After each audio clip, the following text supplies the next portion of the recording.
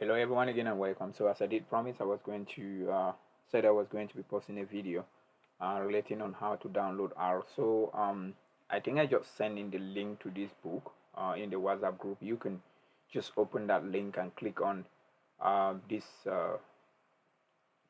R project website, or better still, you can just go to Google and just type R download. So it depends on the kind of operating system you're using. I'm just going to keep it as R download. And then first thing you need to know is you are going to have R Studio and the R itself. So one thing I'm going to recommend is first of all to download and install R first. I'm using Windows, so I'm going to download this. It is downloading. So when it downloads, you have to click this. You can see the installation process. So just click install, which I'll put it here. Then it's going to start installing, which is what we have here. Click 64-bit. So customize. I'm not customizing, just take next, and then it's going to install. So you have to install R first before you can do install R Studio. R Studio is easier to use because it is like an IDE. So, but you have to install R first before you install R Studio. So it is done. When it is done installing, you can go back to this and then you try to look at R Studio. So if I click on this R Studio for desktop, you are going to see how to download R Studio. Just reject all of this. I don't need this. So I'm looking at R Studio for Windows. I'll just click this one. Depending on your operating system, it's downloading, as we can see from here.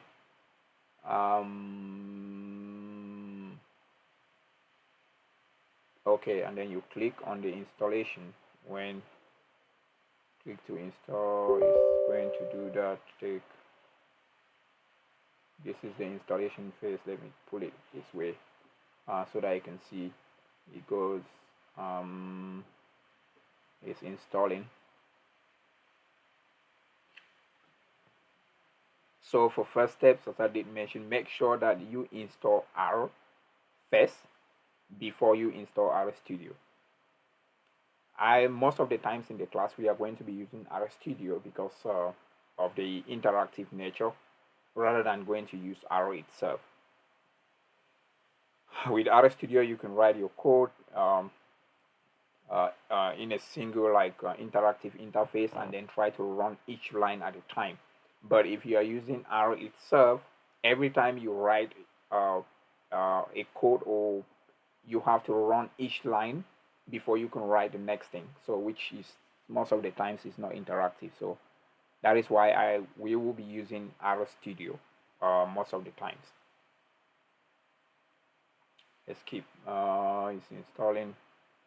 When it's done with the installation, then I'm going to show you how to open it up and then try some things because this first week we'll look at basic concepts on how to read data when you download, whether it's an Excel sheet, how to manipulate data, do some visualization in R before we can go back to the notes I posted for the first 2 weeks. So we can see here that it's finished. So we are done with the installation. A simple test demo we can try to open up. If I do R Studio, just type here, we can see here the app is there. Let me launch it open. It's opening this other way. Let me just show you the interface of this. Yeah, so we can see this is how R Studio looks like. We can see here I have some stuff here, so that's why. But if I need to open a new script, I can just go to new, open up that new script. You see this interactive phase. You see this is actually R down here. This is R, but because this R Studio, it runs on top of R. So that is why if I try to do maybe some assignment of data, this is the way we assign data in R. You can use an equal to sign, it doesn't matter. Sometimes you can use just this arrow and just see, let me say I have this data in form of a vector 7 8, 10, 12, and 23. And then I can hit the enter key to go to the next line, and then I can do different things with this data. So if I decide to just run it here, you see this is the run button, as well as you can press shift, that's control enter to run. So if I do run here, we can see why is this, let me see what happened.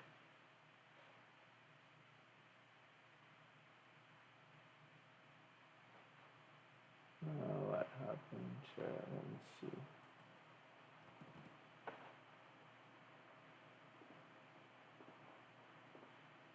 Yeah, so I made a mistake with this assignment. So you can use an equal to sign.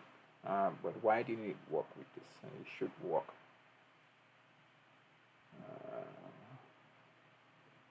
It should work. It should work because you can use any of this. Why is it not working? I'm going to figure this out, but it should work. It should work. So I have that data.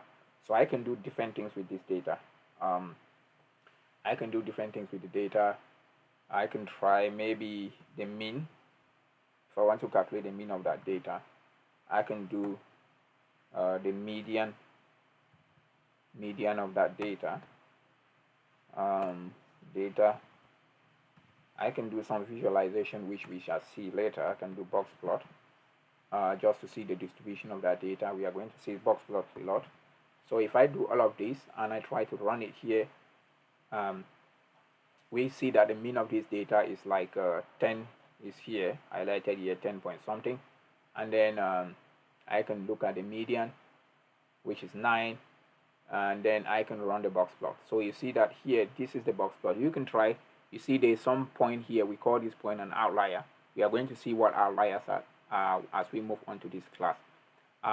There is another way we can decide to, this box plot by default is always horizontal, but if I choose to make it vertical, I can say horizontal, let me do vertical.